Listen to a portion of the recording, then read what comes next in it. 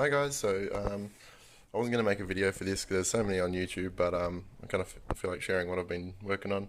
It's just a static grass applicator that basically puts a static current through this strainer here, so that when you put static grass through it, it stands up.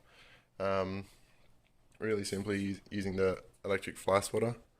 Um, Basically, I just had to unscrew the handle. This popped straight out, and I can keep that. That's going to be really good for stuff for terrain. Um, that basically gets discarded.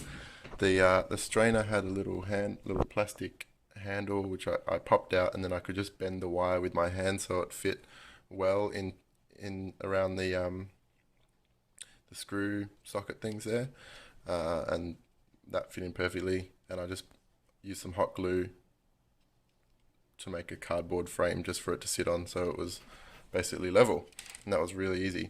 You have to be careful. If there's usually a button, it just kind of falls straight off, so you got to make sure you keep that. Alright, anyway, so I bought a bunch of wire because this was the smallest I could get in the dollar store. I didn't end up using any of it. Just the wires that came with it was enough. So you've got the two wires that attach to the battery. That's fine. You can leave all that. Although I took the batteries out while I was making it, just so I didn't shock myself. The one red wire, or there should be a single wire and then a double, like two wires coming from one point. And I've just cut one of those wires off. One of them.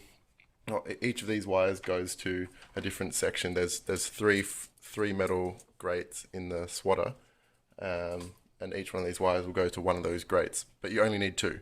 One of them, it doesn't matter which order. One of them runs to the strainer.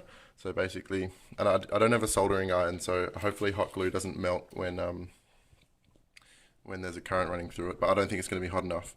But basically, we got one wire. I looped it around there so it wasn't flopping in the wind. I put it through, poke the end through the holes, and just use some hot glue to secure it down there.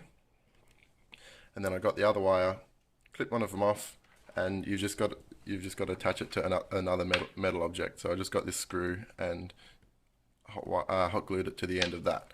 So that's basically it. Now I've just got to put the cover back on.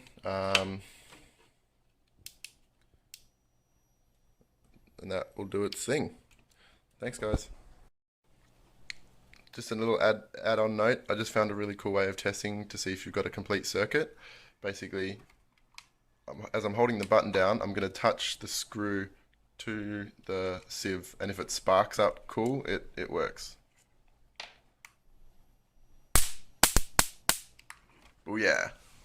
It's alive!